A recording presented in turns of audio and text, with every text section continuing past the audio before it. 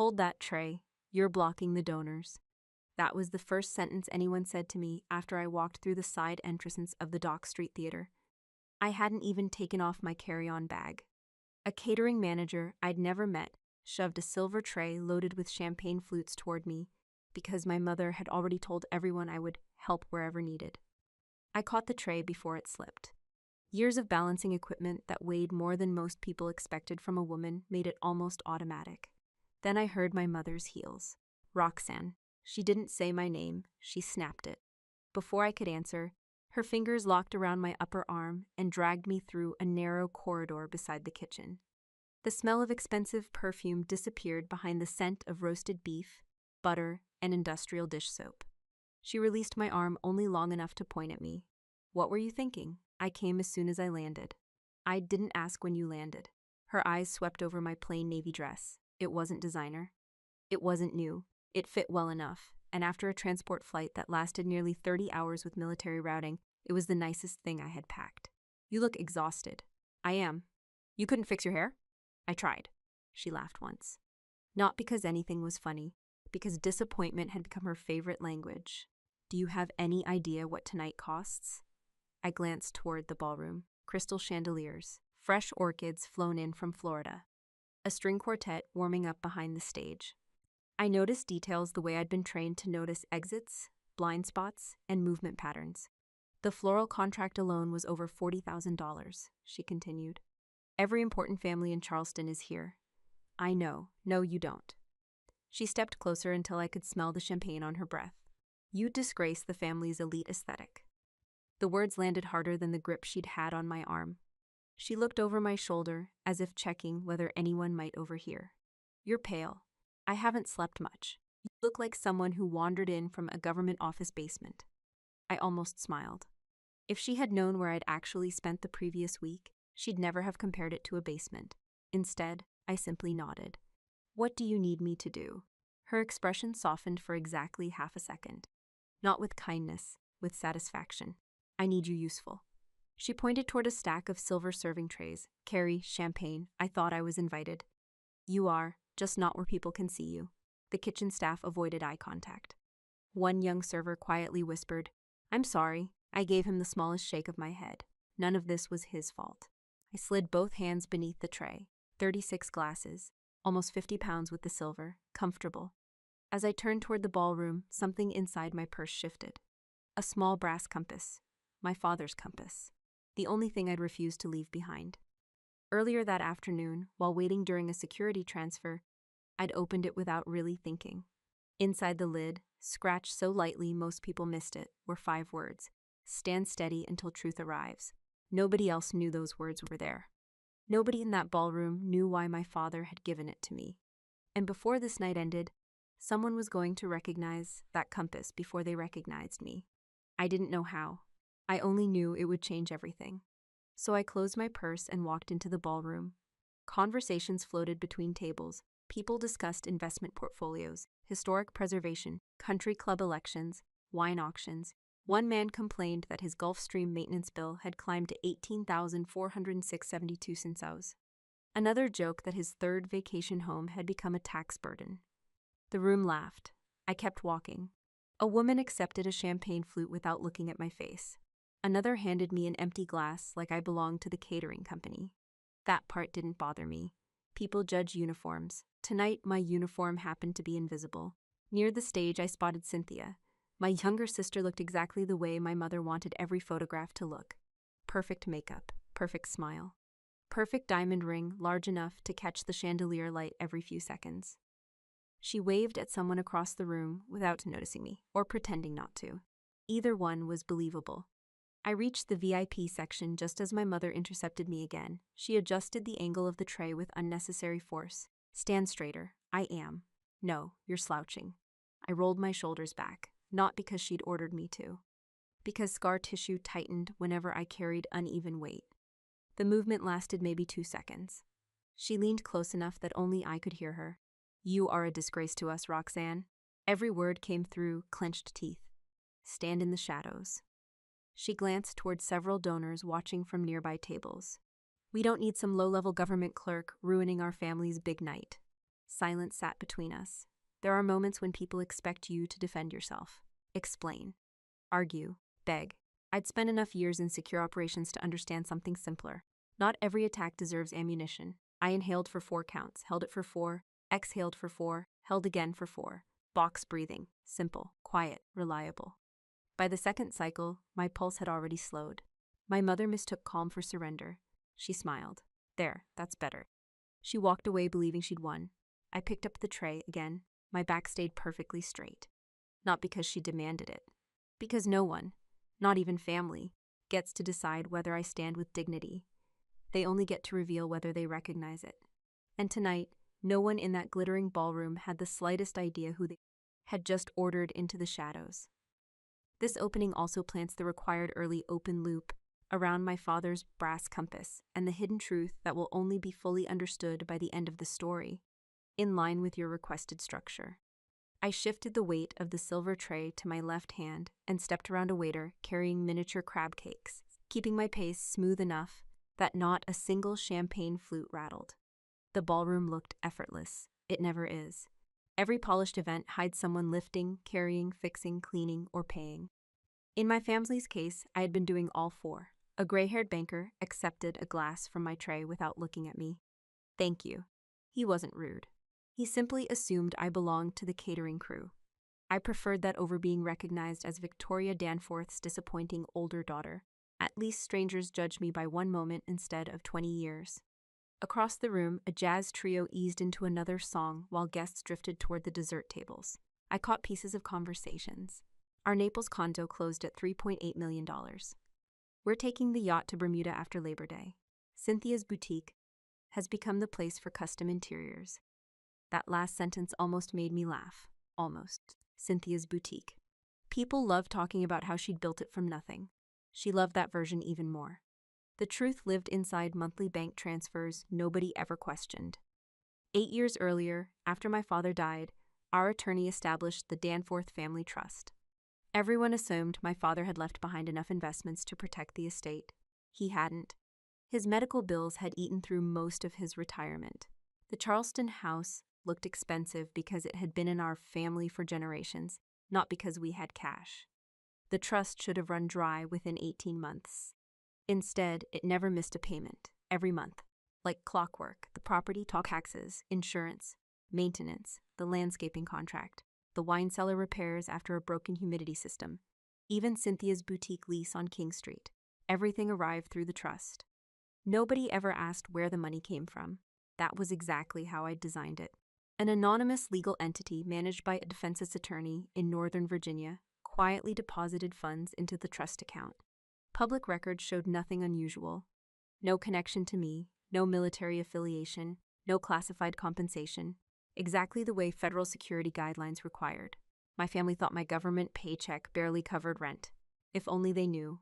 Combat hazard pay, deployment bonuses, retention incentives, special mission compensation, money attached to assignments I couldn't even acknowledge existed. Over 8 years, more than $240,000 had flowed into that trust. Not because I wanted praise, because my father had asked me, during our last conversation, to keep the family home standing if I ever had the chance. He never asked me to carry everyone else forever. That part had become my own mistake. I stopped beside table 7. A woman wearing emerald earrings frowned into her champagne. This isn't cold enough. I'm sorry. I exchanged it for another glass. She smiled at the fresh one as though the first had personally insulted her. Funny how people measure emergencies. My phone remained locked inside my purse. No notifications, no secure messages.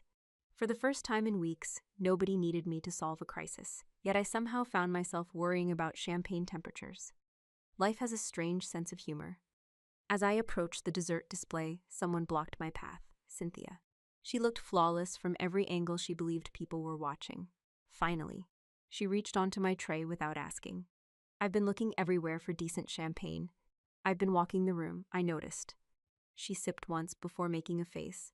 I swear they should have ordered the French Reserve. They did. Then why does this taste average? I shrugged. Maybe because it's free. She rolled her eyes. You've always had that military sarcasm. I didn't answer. She leaned closer, lowering her voice. You need to pay attention tonight. I am. No. I mean, really pay attention. Her eyes drifted toward Julian across the ballroom. He stood beside several investors, laughing louder than anyone else. His tuxedo probably cost more than my entire wardrobe. His confidence was rented, just like everything else in his life. My future in-laws are here, Cynthia whispered.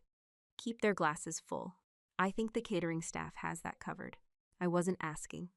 She smiled sweetly enough that anyone watching would think we were sharing sisterly affection. Then came the sentence she'd probably rehearsed. At least the military taught you how to serve people of actual value. For 1 second, the ballroom became very quiet inside my head. Not because of what she said, because of everything she didn't know. She had never seen the evacuation reports, never listened to terrified voices over encrypted radios, never watched names disappear from casualty lists because a rescue arrived 43 seconds sooner than expected. Actual value. Interesting choice of words. I looked at the champagne in her hand. That single glass cost about $23. She took another sip. Hazard Pay bought it. The boutique she'd bragged about during magazine interviews? Hazard Pay. The imported marble countertops in her showroom? Hazard Pay. The luxury SUV parked outside with personalized plates? Hazard Pay. The designer engagement party happening around us? Hazard Pay. She had spent years enjoying money earned by people who accepted risks she couldn't imagine. Not stolen money, earned money. Paid in exchange for missing birthdays, broken sleep, classified funerals, and scars hidden beneath sleeves. Some of those scars rested quietly beneath the fabric covering my shoulders. She had never asked where they came from. She had decided they weren't worth asking about. Julian finally wandered over with 2 investors. Babe, he said, wrapping an arm around Cynthia. Everything perfect? She kissed his cheek. Of course. He looked at me. Oh, Roxanne. That pause before my name told me he had forgotten it. You don't have to stand there all night. I'm fine. He picked up another champagne flute. Good. We need everyone helping tonight. Everyone. An interesting word from a man whose family's real estate company was rumored to owe creditors millions. Rumors travel quickly through Charleston. Facts travel slower. I watched him toast with men he desperately needed to impress. Nobody noticed that the server holding the tray owned half the family estate they were admiring. Nobody noticed that the trust financing this evening existed only because I kept authorizing deposits year after year. Nobody noticed because I had made sure they couldn't. Silence protects more than secrets. Sometimes it protects people who haven't earned it. Cynthia patted my arm as if rewarding good behavior. See? You're useful when you stop arguing. I almost corrected her. I hadn't stopped arguing. I'd simply stopped believing every battle deserved to happen out loud. I lifted the tray again and stepped around them without another word. Behind me, laughter returned. Crystal glasses clinked. The quartet started another song. Ahead of me, another group of guests reached for champagne they assumed had appeared by magic. None of them could see the invisible ledger balancing every elegant moment in that ballroom. But ledgers have one habit that never changes. Sooner or later, every account comes due. I watched another guest reach for a champagne flute, and the smooth motion of my hand brought back a completely different room. No chandeliers. No string quartet. No polished marble. Just reinforced concrete, filtered air, and steel doors that stayed locked until 3 separate security systems agreed you belonged inside. Fort Meade doesn't impress people because of what they can see. It impresses them because of everything they never will. The Joint Operations Center sat behind layers of security that erased the outside world one checkpoint at a time. By the time I stepped into the classified operations vault, my phone, smartwatch, wedding ring, and every personal item had already been locked away. Inside, nobody called me Roxanne, nobody cared who my family was, nobody asked where I spent Christmas. I was simply Hades. Hades' ISR feed is drifting. I'm on it. I slid into my station, fingers already moving across 2 encrypted keyboards. 48 displays stretched across the front wall, satellite imagery, thermal overlays, drone telemetry, signals intelligence, blue force trackers, weather data. Every screen showed another piece of the same impossible puzzle. The room stayed surprisingly quiet. Nobody yelled. Hollywood gets that wrong. People who make life or death decisions usually lower their voices instead of raising them. A Navy captain stood behind us. Status, I answered without turning around. Strike Package Bravo is holding at Checkpoint 3. Enemy movement? Confirmed. 4 technical vehicles moving southeast at 41 miles per hour. A young intelligence analyst pointed toward another monitor. They're changing frequencies. I see it. I opened another encrypted window. They're hopping every 11 seconds. Can we keep up? We don't have to. My fingers paused over the keyboard. We make them stop. 3 commands later, an electronic warfare aircraft received new instructions. 34 seconds after that, the hostile radios went silent. The analyst blinked. You jammed the entire band. No, I zoomed in on the spectrum display. I left one channel untouched. Why? Because everyone needs somewhere to run. He frowned. I pointed at the map. If they think one frequency is still safe, they'll all migrate there. Understanding spread across his face. And we'll hear everything. Exactly. Sometimes winning isn't about making noise. It's about convincing the other side to make it for you. An Air Force major hurried toward my console. Hades. I looked up. Talk, drone 2 lost visual. How long? 8 seconds. I checked the satellite angle. Cloud cover? No. I enlarged another window, then another. Finally, I found it. They're under the overpass. The major stared at the screen. I don't even see them. You weren't looking at the shadows. He grinned. I keep forgetting you notice everything. Not everything. Just the things that mattered. The room suddenly shifted gears. A secure phone rang. Someone answered. Nobody liked the expression on his face. He covered the receiver. Ground team just made contact. The room became still. The giant display switched to live tactical mapping. 12 friendly operators, 1 medic, 1 explosive specialist, 3 armored vehicles disabled. Enemy positions multiplying, distance to extraction point .8 miles. A colonel stepped beside my chair. Hades, yes sir. Talk me through it. I took one slow breath, no panic, no hesitation. The western route is gone. I agree. The eastern route becomes a kill zone in 6 minutes. He nodded. Options? Zoomed farther into the terrain, abandoned irrigation channels, collapsed buildings, power lines, a dried riverbed. Then I saw it. There. The colonel leaned closer. The maintenance tunnel? It exits behind their observation line. Our satellite resolution isn't good enough. It doesn't have to be. I highlighted several heat signatures. The concrete stayed cooler than the surrounding ground all morning. You can tell it's hollow? I can. Silence. Then the colonel smiled. I'll never understand how your brain works. It doesn't matter. I transmitted new coordinates. It only has to work once. Orders spread through the operations floor. Pilots adjusted. Analysts recalculated. Nobody celebrated. Success hadn't happened yet. Inside the vault, every second had a job. Outside the vault, time kept moving too. My personal phone sat inside locker 214, completely disconnected from me. I couldn't hear it. I couldn't see it. But later, I learned exactly what it had been doing while we fought to keep 12 Americans alive. 10:47 a.m. Victoria, why are this month's trust transfers delayed? 10:49 a.m. Victoria, Cynthia is meeting vendors today. 10:53 a.m. Victoria, you are ruining your sister's engagement week. 10:58 a.m. Victoria, stop pretending you're too busy to answer your own mother. 11:04 a.m. Victoria, if you've interfered with the trust again, don't bother coming home. At 11:06 a.m., another message arrived. Victoria, government clerks don't get to play financial games with this family. At that exact moment, I was authorizing electronic interference that protected operators taking live fire half a world away. One conversation happened through encrypted military networks. The other happened through angry text messages I wouldn't even read until long after midnight. The contrast would have been funny if it weren't so familiar. Hades, the colonel's voice pulled me back. Ground team entering the tunnel. I watched 12 blue icons disappear beneath the digital map. No communication, no GPS. Concrete blocked almost everything. For 39 seconds, we knew nothing. Those 39 seconds felt longer than some deployments. An analyst whispered, "Come on!" Nobody else spoke. Then one by one, blue icons reappeared on the opposite side. Exactly where they needed to be. The room exhaled together. The colonel rested a hand on the back of my chair. Nice work. I nodded once, no speeches, no applause. Another crisis would arrive soon enough. They always did. By the time my shift ended nearly 14 hours later, the operations floor had already moved on to another theater, another briefing, another set of names the public would never hear. I collected my phone from the secure locker.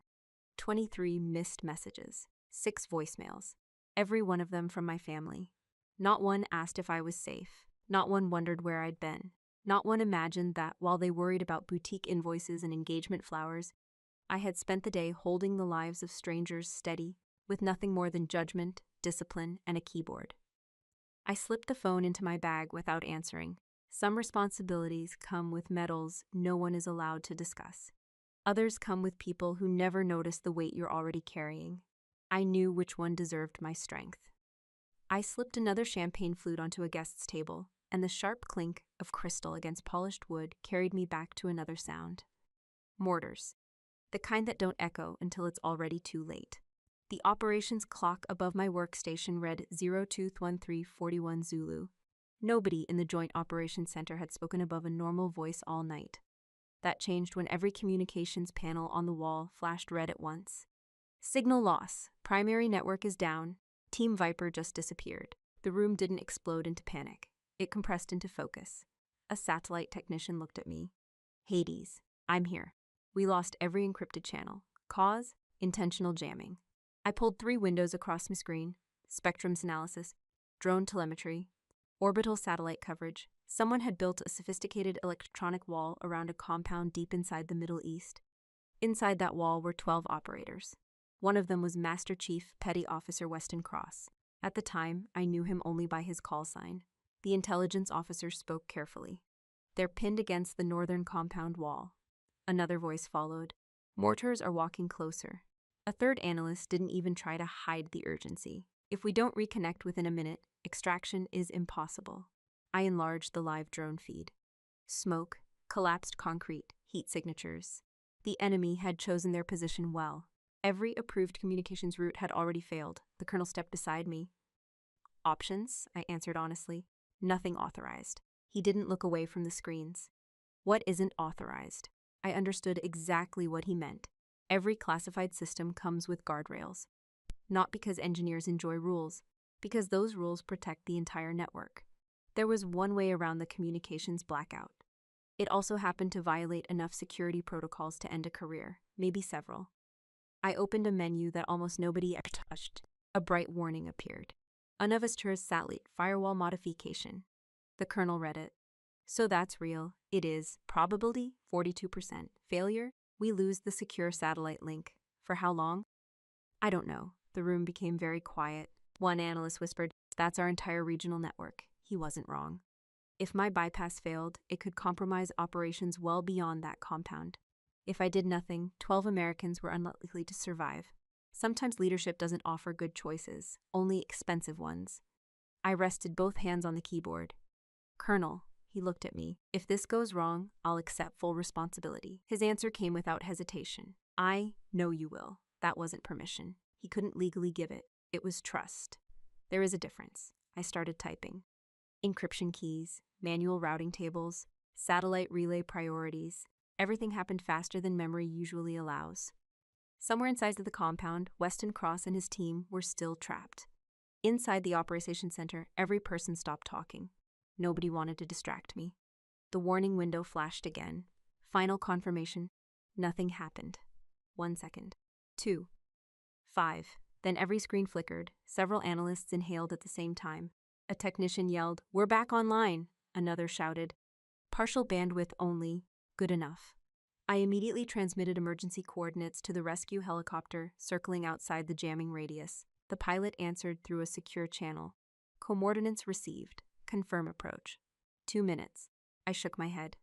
You don't have 2. The drone camera updated. Mortars landed closer. Chunks of concrete burst across the screen. One blue tracking icon stopped moving. My heartbeat stayed steady. Emotion could wait. Math couldn't.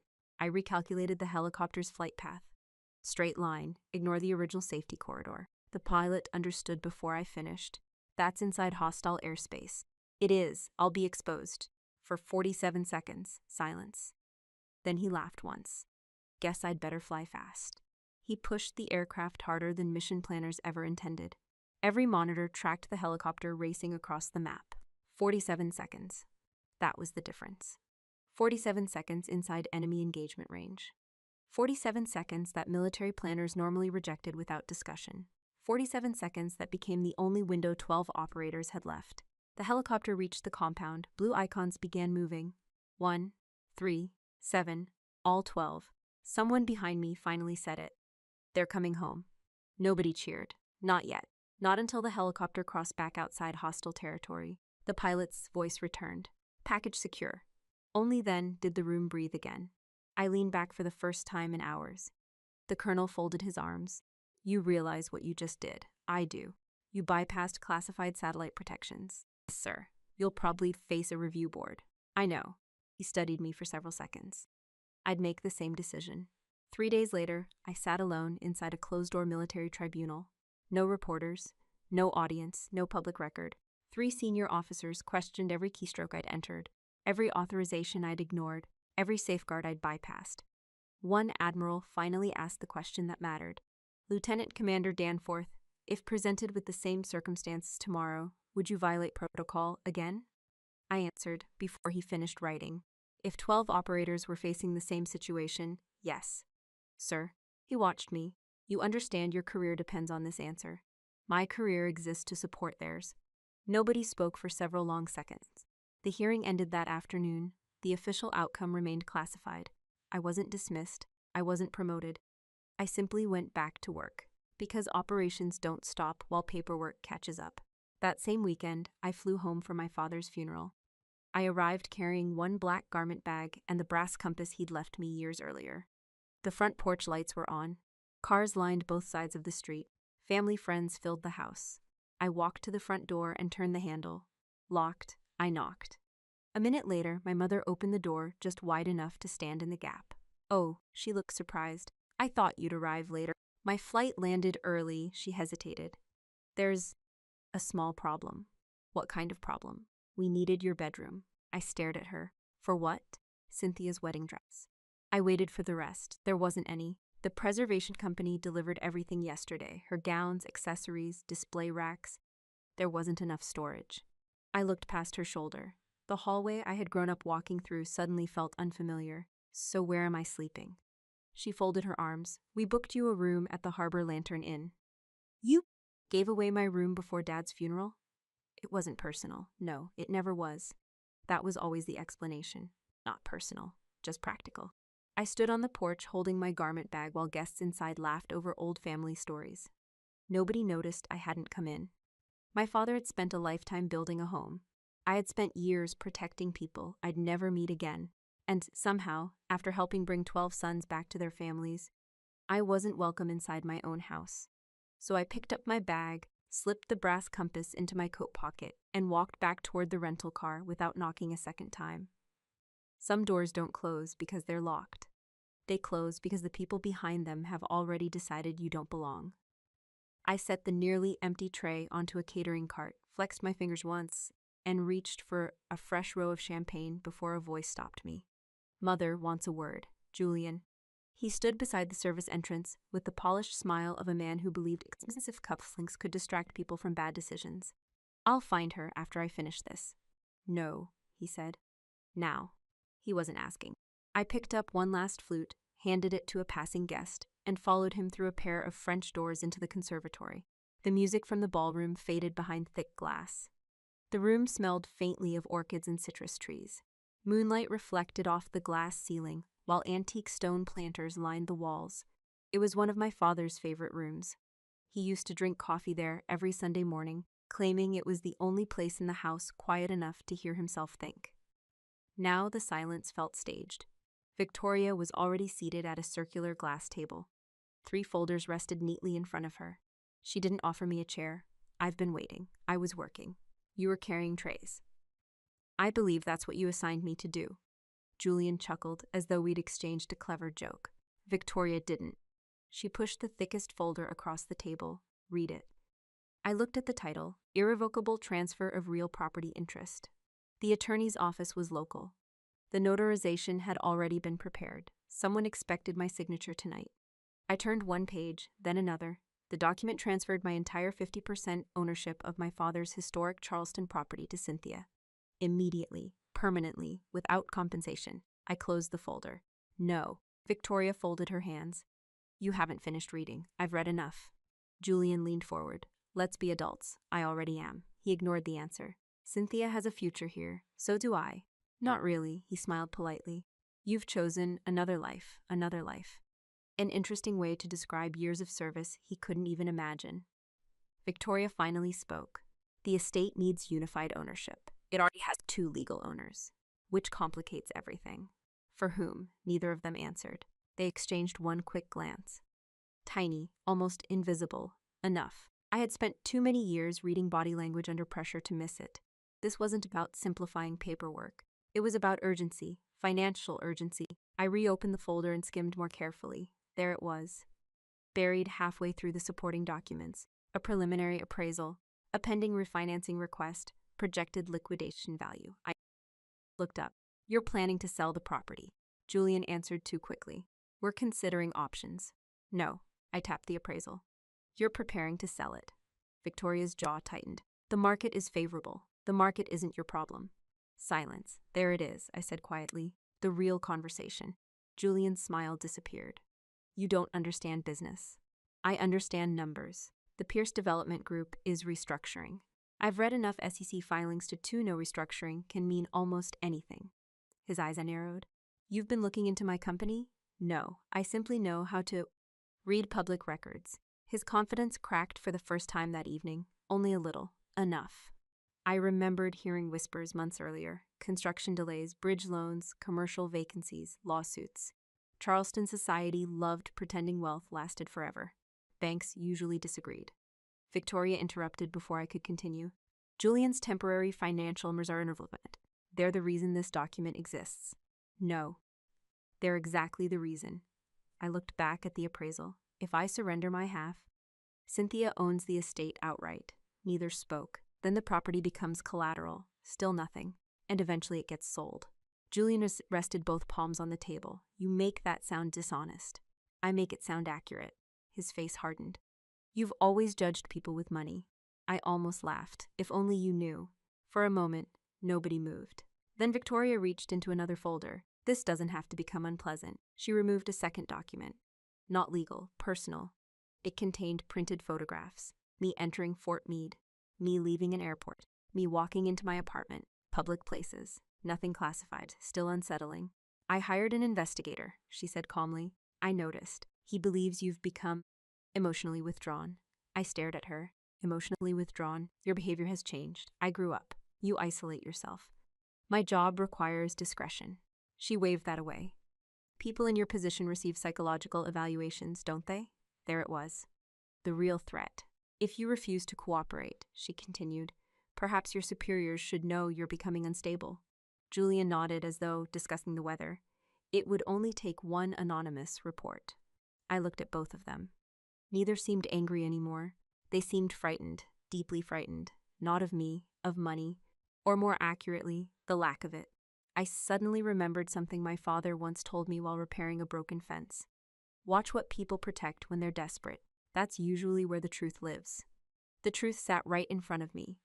Late loan payments, property appraisals, prepared transfer documents, private investigators, anonymous threats. None of this happens inside a healthy family with healthy finances. They weren't powerful. They were cornered. That realization changed everything. Because cornered people make reckless decisions. Victoria mistook my silence for hesitation. You don't need the property. I know. Cynthia does. No. I met her eyes. She wants it. The distinction mattered. Julian pushed a pen across the table. Sign. I left it exactly where it stopped. You know, I said. I've spent years making decisions where lives depended on staying calm. Neither reacted. They taught us something useful. Victoria crossed her arms. Oh? The loudest person in the room usually isn't the one in control. The conservatory became completely still. I folded the transfer papers, slid them neatly back into the folder, and placed it in front of my mother. Untouched, unsigned. I won't be giving away Dad's land. Victoria's face reddened. If you refuse, you're no longer welcome to use the Danforth name. I looked at her for several seconds before answering. The name came from my father. She opened her mouth. It doesn't belong to you. Her expression froze. And if you think anonymous accusations will frighten me, you should understand something. I stood. I've spent my entire career being judged by people who required evidence before they spoke. I pushed in the empty chair that I'd never been invited to sit in. So if you plan to tell lies, I'd suggest choosing a different audience. Without another word, I turned toward the ballroom. As I reached the conservatory doors, I caught my reflection in the glass. Same plain navy dress. Same tired eyes, same quiet posture. The difference wasn't visible, it was certainty. For the first time that night, I wasn't looking at a wealthy family protecting its legacy. I was looking at a bankrupt family trying to survive one more month by selling the last honest thing my father had ever left us. As I stepped back into the music and conversation, another thought crossed my mind. What happened in that conservatory was disturbing enough, but it reminded me of another family whose polished image collapsed under the weight of hidden debt. If that story catches your interest, watch for the recommendation that appears in the top right corner of your screen between minutes 45 and 55. The similarities are more unsettling than you might expect. I pushed open the ballroom doors just as the house lights dimmed another notch, and every conversation naturally drifted toward the stage. The engagement announcement was about to begin. A coordinator wearing a headset hurried across the room. Everyone to your assigned positions. Photographers adjusted their lenses. Servers made one final pass through the tables. The quartet quietly stepped aside as a grand piano recording faded into the room's sound system. I reached for another silver tray. This one carried 12 crystal champagne flutes instead of 36, but the tray itself was heavier. Solid silver. My father used to joke that it weighed as much as an anchor because nobody in Charleston trusted lightweight elegance. Before I took my second step, my mother's voice stopped me again. Not there, I turned. She pointed toward the far end of the ballroom. The back wall. I'm serving table 9. I changed my mind. There are already 2 servers assigned there. I know. She smiled for the photographers walking past us. I need you somewhere else. She led me several yards until we reached the service corridor hidden behind decorative columns. Most guests would never even notice this corner unless they were looking for the restrooms. She positioned me herself. No farther forward. I'm not blocking anyone. I didn't say you were. She stepped backward, studying the room as though arranging furniture. Then she frowned. Move 6 inches left. I did no. She shook her head. Your other left. I shifted again. There, satisfied, she folded her hands. Stay exactly here. I'm holding champagne. Good. So eventually I'll have to move. Not until I tell you. I glanced toward the photographers. They were lining up for the family portraits. Now I understood. You don't want me in the pictures. Her expression answered before her mouth did. Your dress is too plain. My dress is clean. You look tired. I am tired. You look depressing. That word lingered. Not cruel enough to shock anyone. Just polished enough to sound socially acceptable. She lowered her voice. Cynthia deserves beautiful memories. So does everyone. This night isn't about everyone. She straightened the sleeve of my dress without asking. It's about success. Then she walked away before I could answer. I stayed where she'd left me. Not because I accepted the insult. Because carrying a tray exactly where someone tells you to stand sometimes reveals more about them than walking away ever could. Guests continued taking their seats. Nearly 200 of them. Judges, hospital executives, real estate developers, university trustees, retired military officers, state legislators, people who spent entire careers building reputations. I wondered how many would recognize real character if it wasn't introduced with a microphone.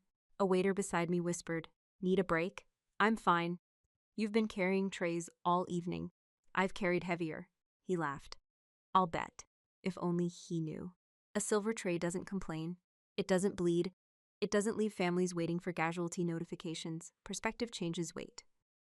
Across the ballroom, Cynthia floated from table to table like the evening had been designed around her. In fairness, it had. Every smile she gave looked practiced. Every laugh landed exactly where wealthy guests expected. Julian never wandered more than 3 feet away from the investors he hoped would rescue his company. He kept checking his watch. Interesting. People expecting good news rarely watch the clock. People waiting for a phone call from a lender usually do. The master of ceremonies approached the microphone. "Ladies and gentlemen," the room settled. "Thank you for joining us to celebrate 2 remarkable families." Polite applause. Victoria climbed the stage with effortless confidence. If anyone had entered the ballroom at that moment, they would have assumed she owned not only the event, but the entire city. She smiled toward the audience. "My friends." Another pause. "Tonight isn't simply about an engagement." She reached for Cynthia's hand. "It's about legacy." The photographers fired another burst of flashes. "I've often been asked who will carry the Danforth name into the future." She looked lovingly toward Cynthia. The answer has always been clear. More applause. My youngest daughter has dedicated herself to excellence, beauty, and community. Cynthia lowered her eyes modestly. She had rehearsed that reaction. Victoria continued. She represents everything our family has worked so hard to become. I noticed several guests nodding. People believe confidence surprisingly easily. Then my mother did something I hadn't expected. She looked directly toward me, not long, just enough. Her hand lifted. She pointed toward the back wall, and over there, several heads turned. Is our quiet little guest. A few people smiled politely. She spends her days shuffling government paperwork. A ripple of soft laughter moved across the ballroom. Victoria wasn't finished. We all make different choices in life. Another pause. And sometimes those choices become gentle reminders of what happens when we stop striving for excellence. More polite laughter. Not loud, not cruel, just enough to let everyone know they understood the joke. The joke was me. Nobody in the room knew they were laughing at someone whose work they weren't even cleared to hear about. One retired businessman actually raised his glass toward me with an amused grin. I almost admired the confidence. He had no idea. The tray remained perfectly level in my hands. I felt my heartbeat once, then again, steady. 4 seconds in, 4 seconds held, 4 seconds out, 4 seconds held. Box breathing. The same exercise that had steadied my hands during classified operations worked just as well in tuxedo-filled ballrooms.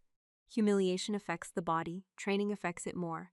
My shoulders stayed square, my spine stayed straight. Not rigid, comfortable, deliberate.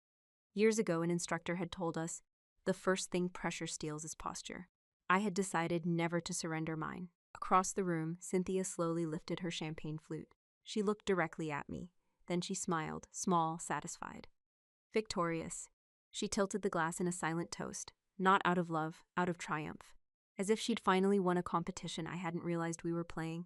I looked back at her without blinking, not angry, not pleading, simply present. There is a strange moment when someone expects shame to appear on your face. When it doesn't, they become unexpectedly uncomfortable. I watched that discomfort flicker behind her smile, only for a heartbeat. Then it disappeared. The audience applauded again as Victoria announced the engagement.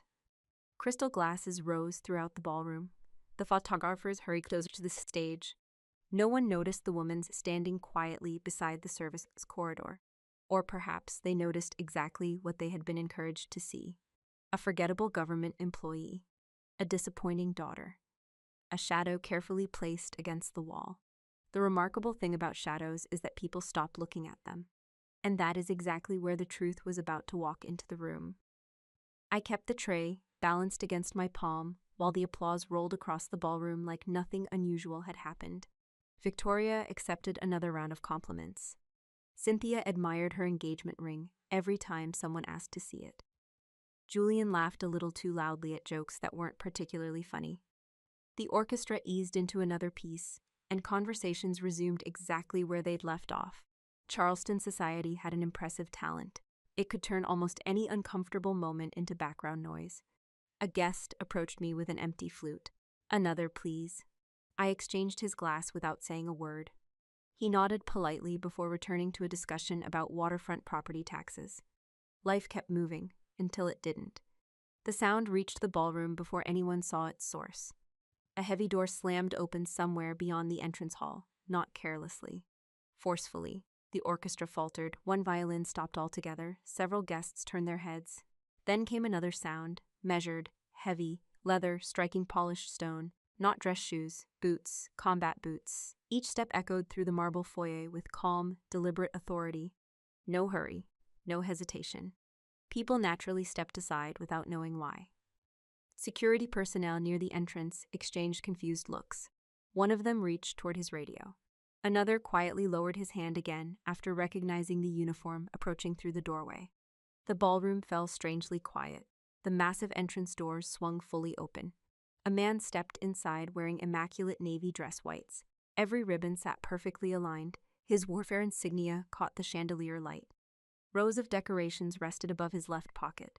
Gold service stripes climbed one sleeve. His posture was so precise it looked almost mechanical, not stiff. Disciplined. He carried no arrogance, only purpose. Even before I recognized his face, I recognized the way he moved. Operators don't walk into rooms searching for attention. They walk into rooms already knowing exactly where they need to go.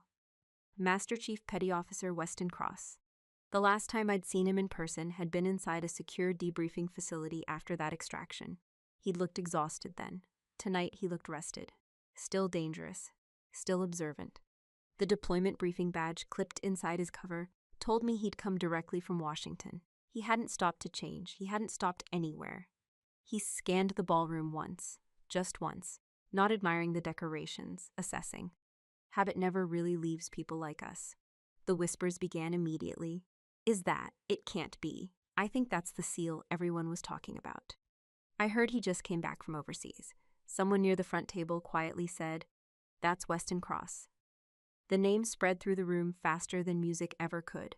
Charleston loved successful people. Military heroes were especially popular when photographed from a comfortable distance. Victoria reacted almost instantly. Her smile became brighter than I'd seen all evening. She's climbed off the stage before the master of ceremonies even realized what was happening. "Excuse me." She glided toward the entrance with practiced elegance. Julian wasn't far behind. His expression transformed from nervous businessman to enthusiastic patriot in less than 3 seconds. Amazing what people can accomplish when they believe opportunity has walked through the door. Cynthia hurried after them, carefully adjusting her dress as she moved. The three of them reached Weston just inside the ballroom. Victoria extended both hands. "Master Chief Cross." Her voice carried farther than she intended. "What an extraordinary honor." Julian immediately joined in. "I'm Julian Pierce." He offered a confident handshake. "Our families have admired your service for years." Cynthia smiled brightly. "We're hosting tonight's charity gala." Victoria added, "Please allow us to welcome you personally." Weston never slowed, not even half a step. His eyes remained fixed somewhere beyond them. Julian's hand stayed hanging awkwardly in the air. Victoria laughed lightly, assuming he simply hadn't noticed. "Master Chief?" "Nothing." Weston continued walking. He moved around Julian without touching him. Around Victoria without acknowledging her greeting. Around Cynthia as though she were part of the furniture. Not rude, simply focused. There is a difference. I had seen that expression before. On operations, people wore that face when every unnecessary distraction disappeared from existence. Only the objective remained. One guest whispered, "Did he just ignore them?" Another answered, "Maybe he didn't hear." He heard. Operators hear everything, especially in quiet rooms. Victoria tried again, quickening her pace to keep beside him. "We'd love to introduce you to our donors." Still nothing. Julian attempted to recover, perhaps after the toast. Weston walked straight past him. No eye contact, no handshake, no polite apology. The silence became heavier than any speech could have made it. Every guest watched. Nobody understood. Except me. I knew exactly what that walk meant. He wasn't lost. He wasn't looking for the stage. He wasn't interested in Charleston society. He had entered with a destination already fixed in his mind. His boots continued striking the marble floor steady. Even. Confident. Closer. Each step shortened the distance between us. The photographers, assuming something ceremonial was about to happen, raised their cameras. Flash units clicked into position. Several guests turned in their chairs to follow his path. Only then did they realize where he was going. Not toward the hosts, not toward the donors, not toward the engagement stage. Toward the darkest corner of the ballroom, toward the service corridor. Toward me, I remained exactly where I was. The tray stayed level. The crystal glasses reflected the chandeliers without trembling. Weston never looked left or right again. The room around him disappeared. Victoria finally stopped following. Confusion replaced confidence. Julian frowned. Cynthia's smile slowly faded. I watched all three of them trying to solve the same impossible question. Why would one of the most respected Navy SEALs in the country ignore every important person in the room? To walk directly toward the woman they'd spent the entire evening, pretending didn't matter. The answer was only a few steps away. I tightened my grip on the silver tray, just enough to keep the crystal glasses from shifting, as Weston Cross stopped less than 3 feet in front of me.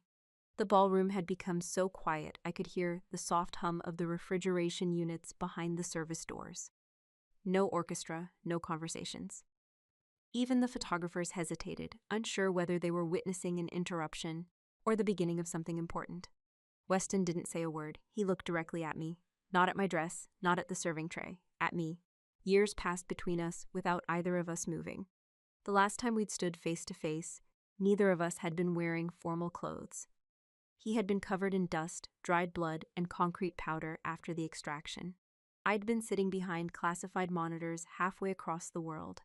We'd exchanged only a brief handshake during the secure debrief before both of us returned to work. People like us rarely celebrated. There was always another mission waiting. Now we stood inside a Charleston ballroom filled with people who believed appearances explained everything. Weston slowly brought his heels together. The sharp crack of polished military shoes striking marble echoed through the room. Every veteran present recognized the sound immediately. His shoulders squared, his chin lifted. Then, in one flawless motion, his right hand snapped upward. A perfect military salute, not casual, not symbolic, precise enough to be taught in training manuals.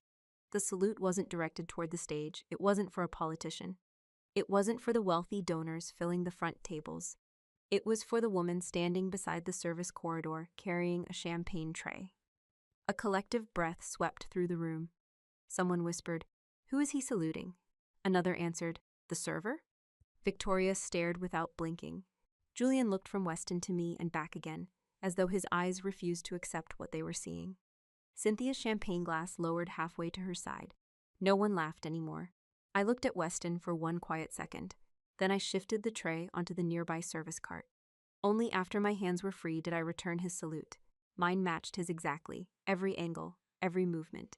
Years of training leave little room for improvisation. Gasps spread across the ballroom. One retired Marine colonel near the front table stood halfway out of his chair before sitting down again. He knew enough to recognize a salute exchanged between professionals. Victoria finally found her voice. "What is this?" Nobody answered her. Weston remained at attention until I lowered my hand. Only then did he lower his. He took one slow breath. Then something happened that nobody in that ballroom expected, including several people who had worn uniforms themselves. Weston bent one knee, carefully, deliberately, until it rested against the polished marble floor, not because protocol demanded it. There is no military regulation requiring a Master Chief Petty Officer to kneel before an officer. He did it anyway. Not out of submission. Out of respect earned under circumstances no one else in that room had lived through. He looked up at me. When he spoke, his voice carried effortlessly across the silent ballroom. Hades. The single word landed harder than any shout. People exchanged confused looks. Some assumed it was a nickname. Others realized immediately that it sounded like a military call sign.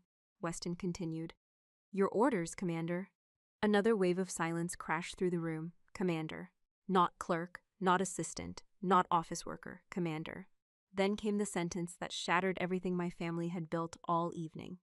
"The Joint Chiefs are standing by." Nobody moved. Nobody even reached for another drink. A crystal flute slipped from someone's hand near the center table. It struck the marble floor. The sharp crack sounded impossibly loud. No one looked at it. Every eye remained fixed on us.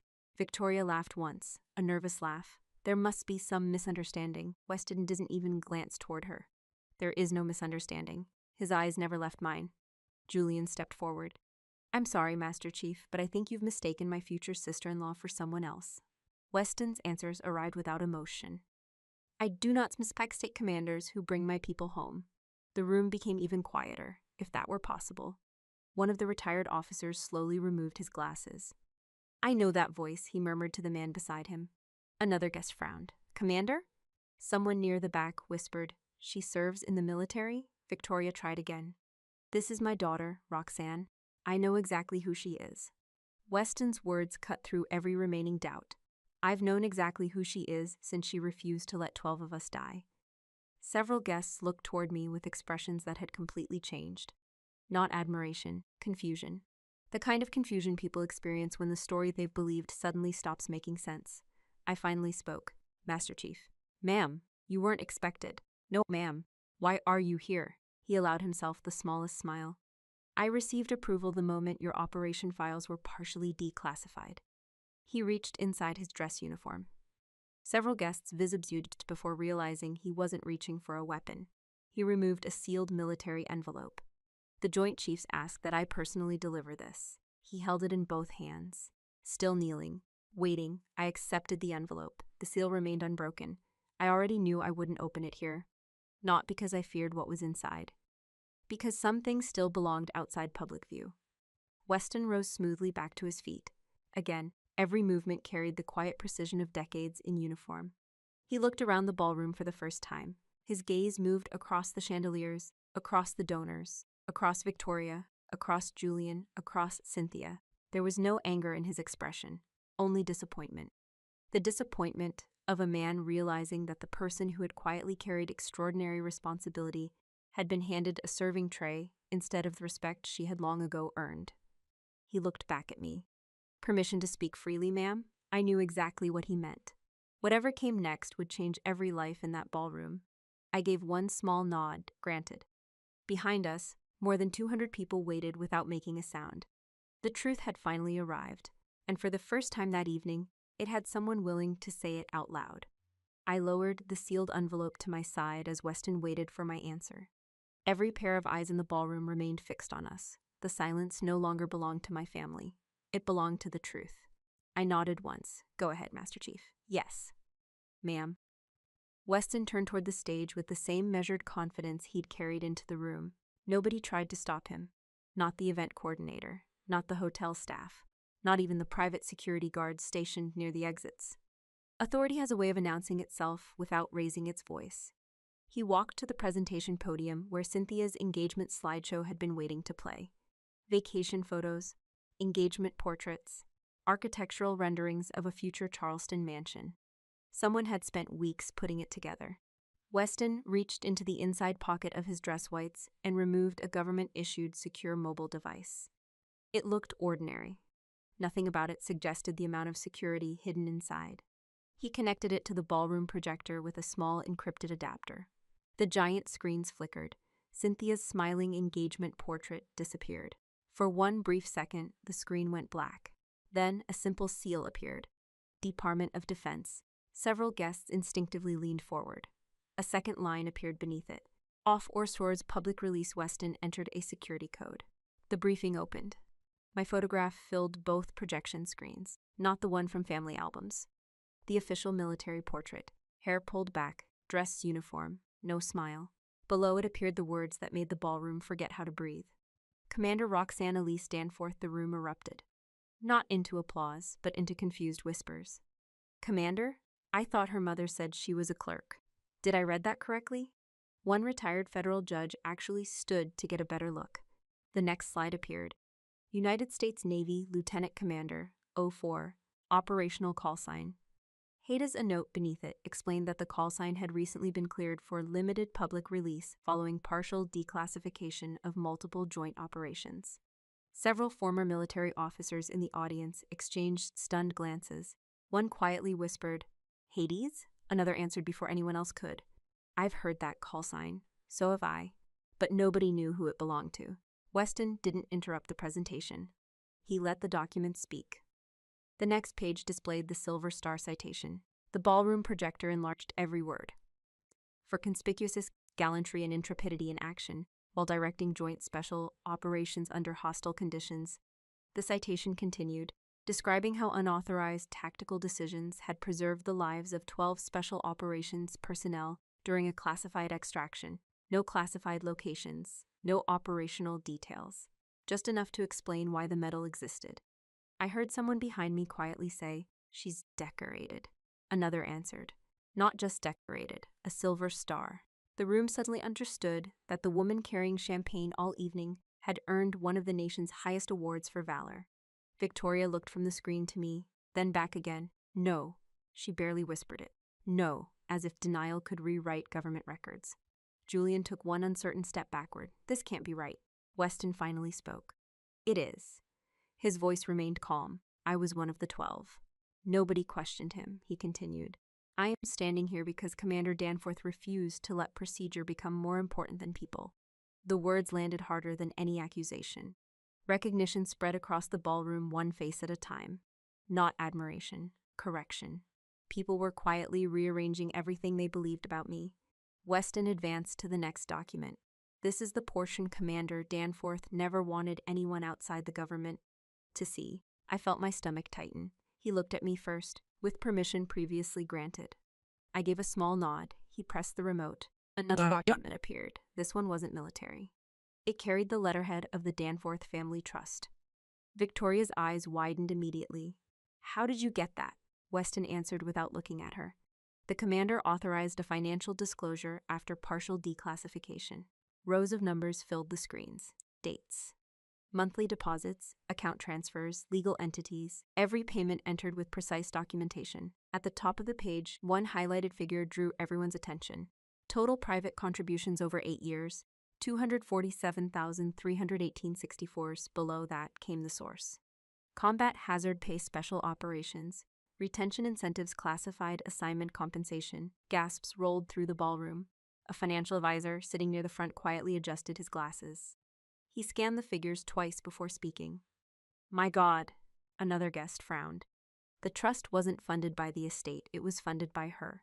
Every monthly transfer appeared: property taxes, insurance premiums, historic preservation fees, roof repairs, grounds maintenance, King Street commercial lease payments, luxury vehicle insurance, boutique renovation invoices. Every elegant piece of Cynthia's carefully constructed success traced back to one source: me. The projector didn't accuse anyone. It simply documented reality. Numbers don't need dramatic speeches. They tell their own story. Victoria reached for the podium. "Turn this off." Nobody moved. I said, "Turn it off." Weston remained completely still. "The documents are accurate. They're private." They were. Her face lost every trace of color. Not pale. Gray. Like cold ash after a fire burns itself out. She slowly looked around the ballroom. Nobody met her eyes. The same people who had praised her less than 20 minutes earlier now stared at the financial records instead. Charleston society valued many things: money, reputation, influence, but it respected one thing even more: proof. Julian picked up a champagne flute from the nearest table. His hand shook, just enough. The crystal slipped through his fingers. It shattered across the marble floor. Nobody looked down. Nobody cared about broken glass anymore. The truly fragile thing in the room had never been crystal. It had been the story my family spent years telling. Cynthia stood perfectly still. I didn't know. I believed her, not because she was innocent, because she'd never bothered asking where comfort came from. People rarely investigate gifts they enjoy receiving. Weston stepped away from the projector and returned to stand beside me. No spotlight followed him. None was necessary. The entire ballroom had already shifted, not physically, morally.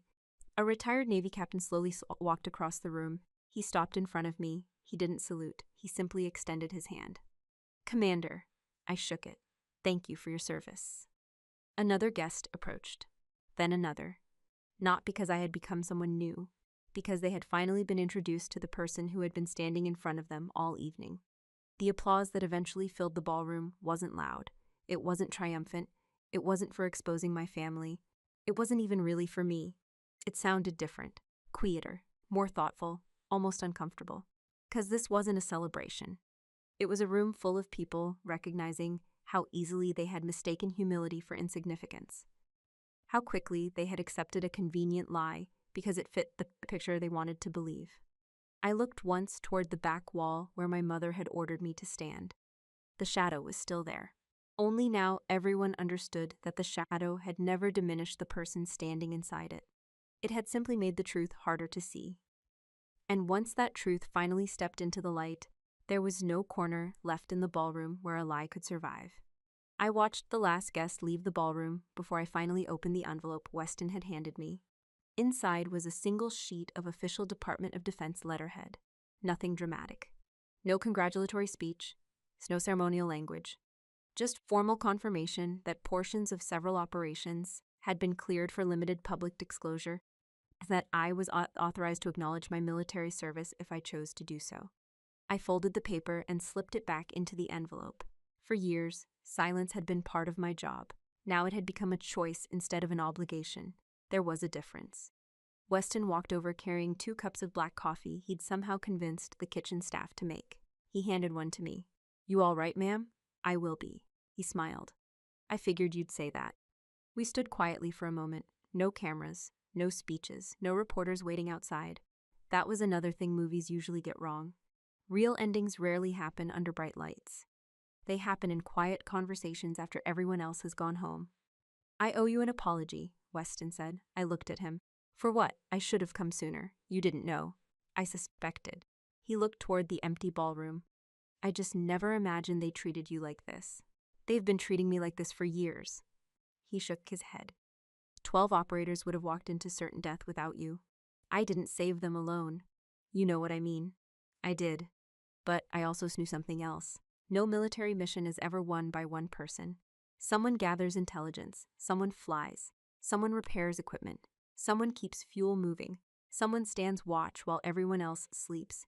Leadership isn't about standing above people. It's about carrying responsibility when nobody notices you're carrying it. Weston understood that, which was why he never exaggerated what I'd done. He simply refused to let it stay hidden. The ballroom doors opened again, not dramatically this time. Just quietly, Victoria walked inside alone. For the first time all evening, she looked her age. The confidence she'd worn like jewelry was gone. She stopped several feet away. "I need to speak with you. I know." Her eyes dropped briefly to the coffee in my hand, then back to my face. "I didn't know. No, I truly didn't. I know." She seemed surprised that I believed her. I thought. She stopped herself. "I thought your job was a desk job?" She nodded once. "I let you believe that. Why? Because that's what national security required." Silence settled between us. Finally, she asked the only question that still mattered. "The trust. What about it? Will the payments continue?" There it was. Not an apology, not regret, not concern, the trust, the money. For years I would have answered carefully, tried to soften the conversation, protected everyone from consequences. Tonight felt different. "No." She blinked. "No?" I signed the termination paperwork before coming back into the ballroom. Her shoulders stiffened. "You already?" "Yes."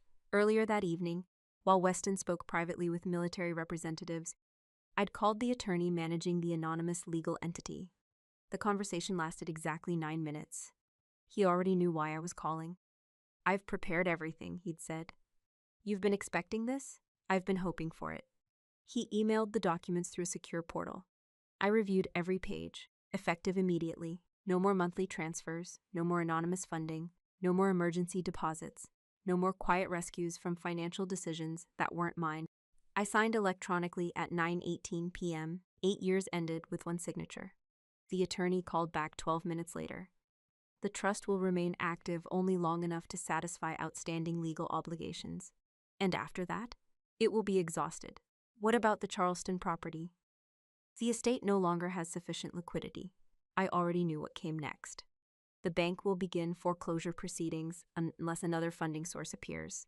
"There won't be one." "I understand." Now my mother stood in front of me, hearing the consequences for the first time. "The house. I know. It belonged to your father. It still does." She frowned. "I don't understand. I protected it as long as I could." I held her gaze. "I won't protect choices he never made." She lowered her eyes.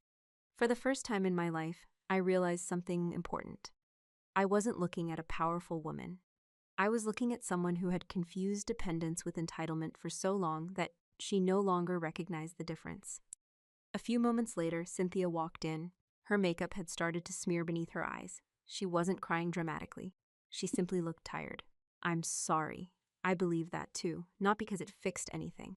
Because sometimes people don't understand the cost of comfort until the bill finally arrives. I should have asked where everything came from. Yes. I never did. "No." She nodded slowly. "I don't expect forgiveness. I know. Julian never came back." According to one of the event staff, he'd left through a side exit after receiving another phone call from his company's attorneys. That seemed appropriate. Some people spend their lives running toward appearances. Others spend them running away from consequences. I reached into my purse and removed my phone. 3 contacts: Victoria, Cynthia, Julian. I blocked each number, not angrily, not dramatic, just quietly. The screen asked for confirmation each time. I pressed confirm 3 times. Some people think blocking someone is punishment. Sometimes it's simply the healthiest boundary you'll ever build. Weston picked up my overnight bag. "I'll walk you out. You don't have to." "I know." We stepped through the front entrance together. The humid Charleston air felt cooler than it had earlier that evening. The noise of the ballroom disappeared as the heavy doors closed behind us. I stopped on the wide concrete steps overlooking the nearly empty street. For the first time all day, there was nothing in my hands. No tray, no classified tablet, no legal documents. Just my father's brass compass. I opened it.